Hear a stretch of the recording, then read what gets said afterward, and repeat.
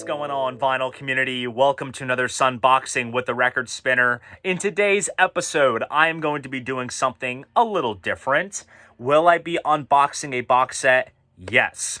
Does this box set feature vinyl? Yes, it does. Is it a predominantly vinyl-only box set? Not necessarily, but if you are a longtime viewer of this channel, then chances are you are a fan of this band, because in today's episode, I am going to be unboxing this monolith here. This is the Pink Floyd early years 1965 to 1972 box set. This is quite an immersive package to behold. It covers the band's early years back when they had Syd Barrett in the band and they were a psychedelic band, and it covers when he had left, David Gilmour came in, and they were doing film soundtracks, working with orchestras, just trying to find a common musical ground up to basically when they did metal and they found that core. And this period basically covers just when they were working on Dark Side of the Moon. And when this came out back in 2016, this was a big deal because there's always been a lot of emphasis on albums like Dark Side of the Moon, Wish You Were Here, and The Wall, justifiably so, but I am a devotee of the early Pink Floyd years, particularly the era that this box set covers. And I just felt that it never was given the time and attention that it deserved. So this was the first case where we were getting a true package that really just was a deep dive into those early years. There's all kinds of stuff on here. There's CDs, DVDs, Blu-rays, and vinyl, various singles, B-sides, BBC sessions, live stuff, and just all kinds of great goodies. I remember back when this was announced, I was working part-time and going to school part-time, and this was quite an investment to make. And I remember saving literally every paycheck as I got it to save up for this set. And my grandmother, God rest her soul, when my birthday came around, she basically covered the rest of the cost for this set, because the original U.S. retail value was like $700, which is absolutely insane. And also, it's Pink Floyd, and it's a Pink Floyd box set. Of course, it's going to be expensive. But Amazon.co.uk had the best deal going. I basically got it for roughly half of that value, and I even paid extra to get it shipped closer to release date to the States. And when it came in, I remember I was literally on campus at my local community college. I got a phone call saying that it came in. I literally drove home to get it out of the box and look at it just to go back to the campus because I had evening classes. So I just have a lot of fun memories when this first came out, watching all the old, TV appearances, listening to a bunch of stuff that I personally had never heard before, that never hit the bootleg market. So we are going to dive right in. I've been talking way too much, so enough of the chit chat. Let's jump into what this video is all about. And just like so, I will be switching angles. Okay, so here is the box itself. It's quite a huge box to store all the contents in. This is inspired by the band's old Bedford van, which was a black van which had this white stripe on the side, and there's actually a visual reference to that van within the contents of the box. So it opens up like this, and we basically have a box within a box. So right here, these are all of the individual kind of book-style volumes that cover the different years and eras. So we're going to get them out just like so. Take out the first one. And here is the first volume here. This is 1965 to 1967 Cambridge Station. This is basically the Syd Barrett era. We have two CDs, one of them being the band's early 1965 demos, single A-sides and B-sides, as well as some new remixes and some unreleased tracks such as Vegetable Man and Scream Thy Last Scream. Then we have a live show from Stockholm from 1967, which is probably the best-sounding Syd Barrett-era Floyd show to exist, as well as the John Latham recording sessions. And then on the DVD and Blu-ray, we have footage of them playing at UFO, Top of the Pops, a couple of promo films, some really interesting stuff.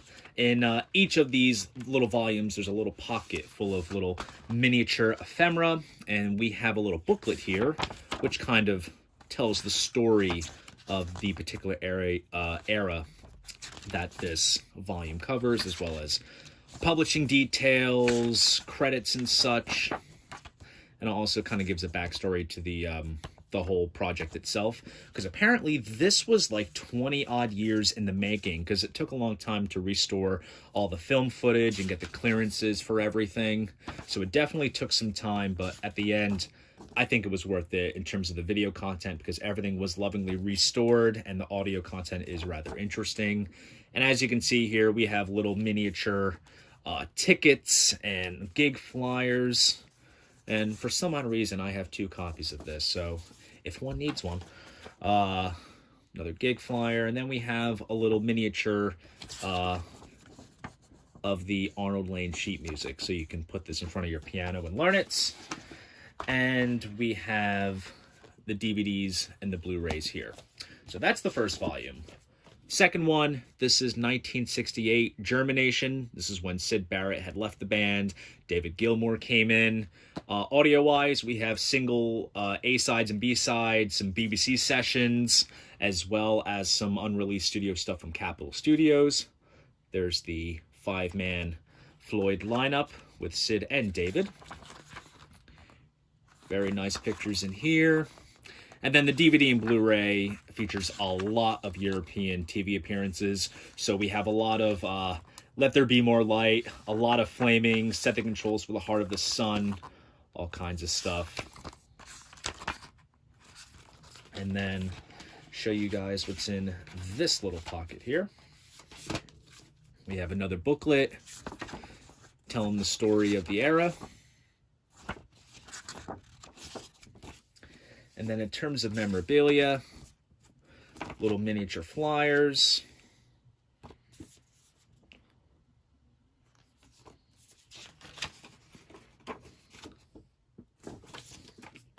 And then, of course, we have the DVD and the Blu-ray there.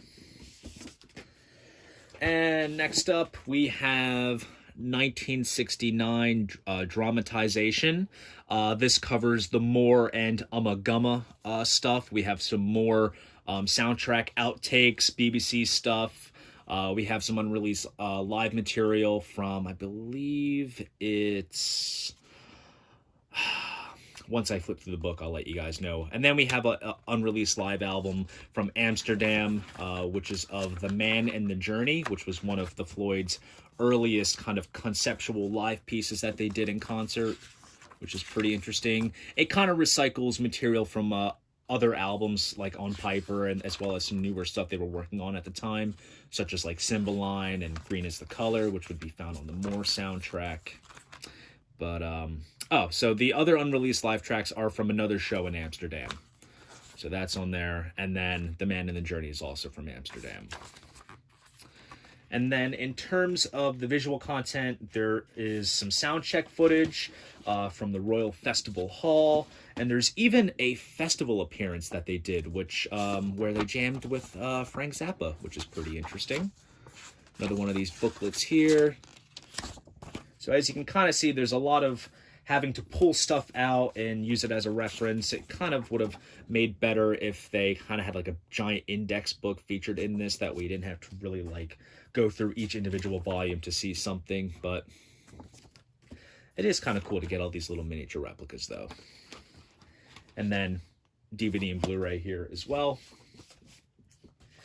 And next up, we have 1970. This is called Deviation. This is basically the Adam Hart Mother volume. We have a band-only live version of Adam Hart Mother, some BBC sessions. We have a bunch of stuff from the Zabriskie Point sessions, which was from like 69 going into 70. And there's also a cool studio version of Adam Hart Mother without the orchestra and the choir. And so we have a lot of pictures from their Hyde Park appearance from 1970. A couple of shots of them in the studio as well, which is pretty cool.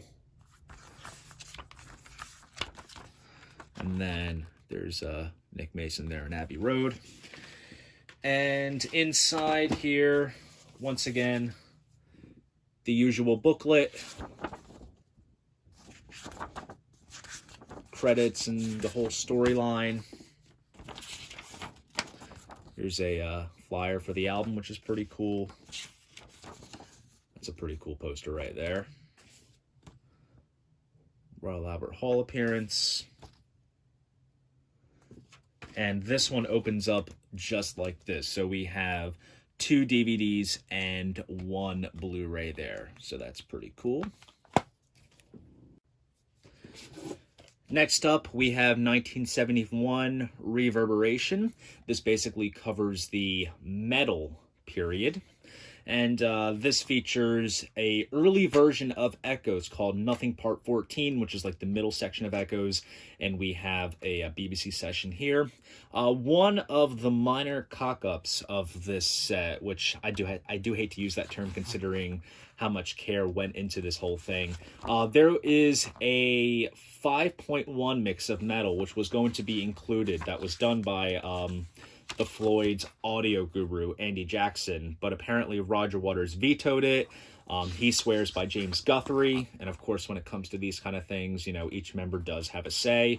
But oddly enough, if you extract the DVD or the Blu-ray electronically using like a Blu-ray drive on a laptop, you can actually access that 5.1 mix. So that's kind of an oddity. Maybe we'll see it at some point in the future, but it is in the box set. You just have to dig for it.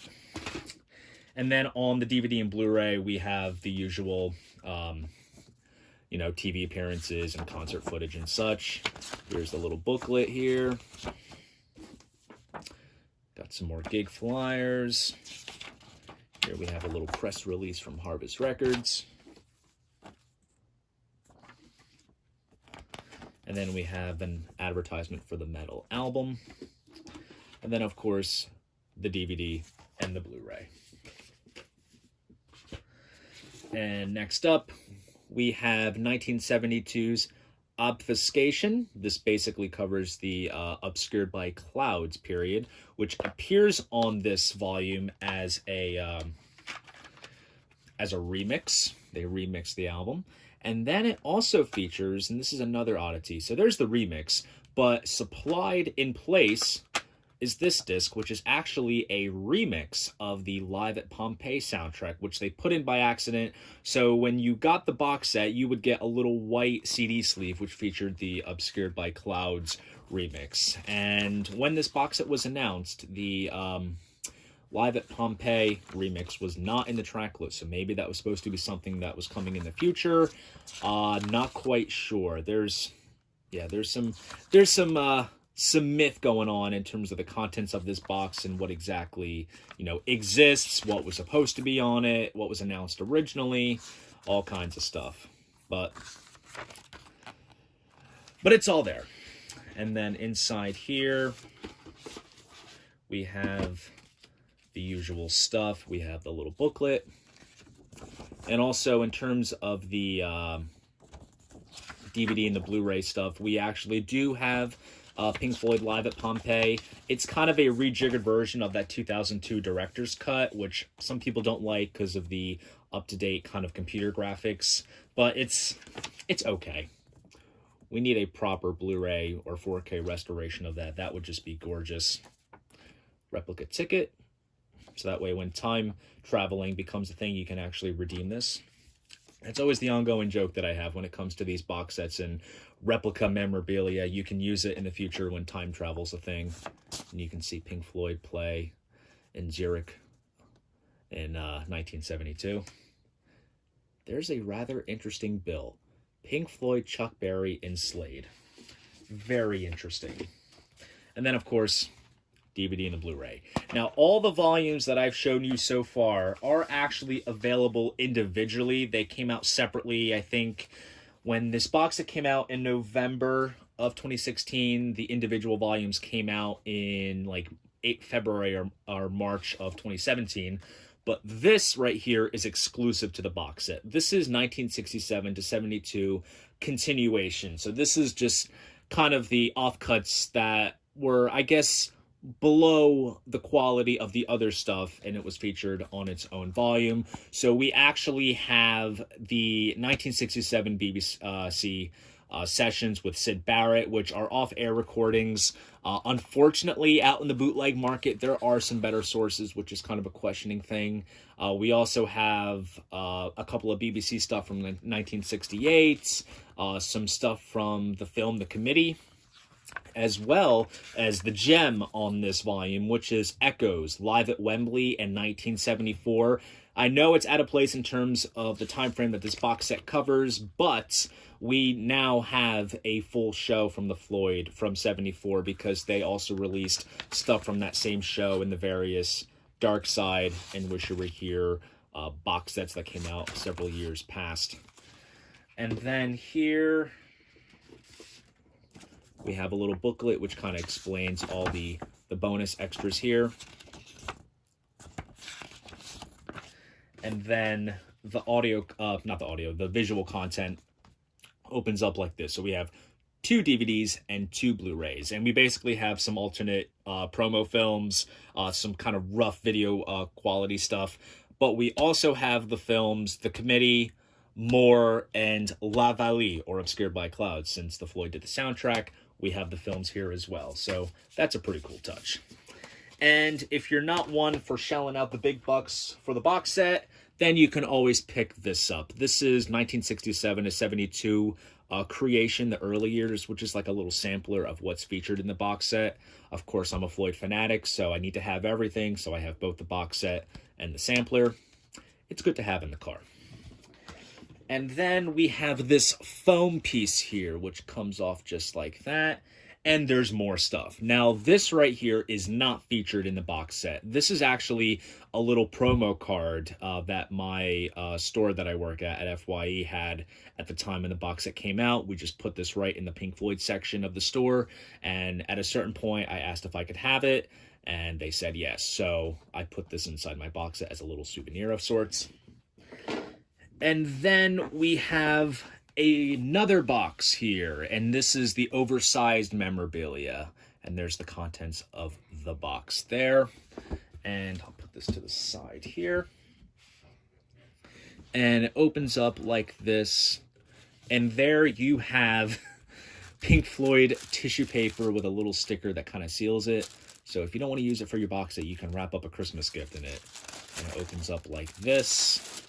And we have some oversized goodies here. So what do we have? This is a little oversized postcard of the band back when it was known as the T-Set. And this is the Bedford van that is referenced in the packaging of the box. As you can see there. And there you go. It even says the T-Set with Bedford van, Rock Road, Cambridge, 1965. This was even before Syd Barrett was in the band, which is pretty wild. So, pretty cool to have this little photo featured here. Then we have a big poster here, which says the Pink Floyd. Of course, these all look suitable for framing, so you can easily put these up on your bedroom wall or your man cave, your music room, whichever you like. This is a pretty cool poster from the Saville Theatre. And this is one from 1968. And then we have this one from the Leeds Town Hall. The Masked Gadgets of Oximenes with the Azimuth Coordinator. That was the band's first kind of prototype surround sound joystick model where they would do surround sound live in concert, which is pretty cool. And then we have this. Now, this is a tour book for the Man in the Journey tour. And they sold this at the merch booth. And so we have a replica tour program from that tour. Pictures of the band members, illustrations. That's all Nick Mason's handwriting there. And here has the track lists for the suites. So you have like Daybreak, Work, Afternoon, Doing It, Sleeping Nightmare, Daybreak again. And then this is the Journey part with the beginning, the narrow way, the end of the beginning, all that stuff. All kinds of illustrations. There's Nick. Fun fact, those are John and Yoko's bare bottoms. I have a copy of 2 versions to clarify that. So pretty cool to see that replication there. This is a press clipping with the headline, "No More Singles from Pink Floyd." This was when they stopped making singles, which is a little hint of what's to come next in this box set. This is a poster from the band's Australian tour from 1971. This is a little program from the Rainbow in 72. This was back when Pink Floyd had debuted a prototype version of Dark Side of the Moon. There's Alice Cooper there. Have some pictures of the band in the recording studio, most of which I haven't really seen, which is pretty cool. And here we actually have the lyrics to Dark Side of the Moon right here. The Pink Floyd Football Club.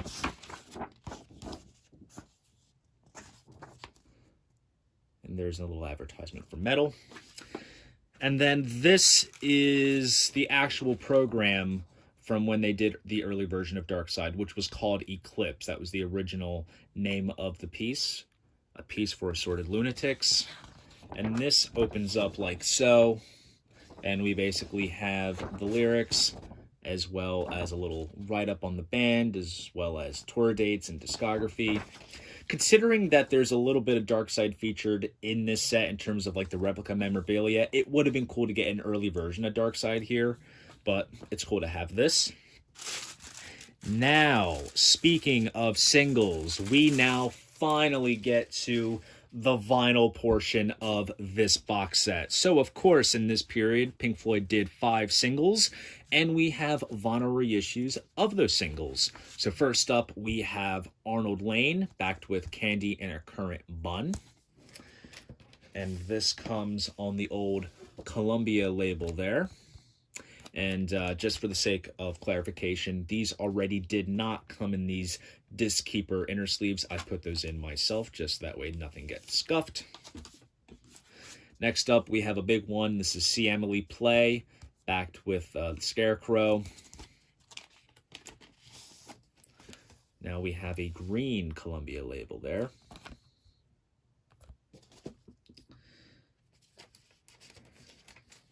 And next up, we have Apples and Oranges, backed with Paint Box.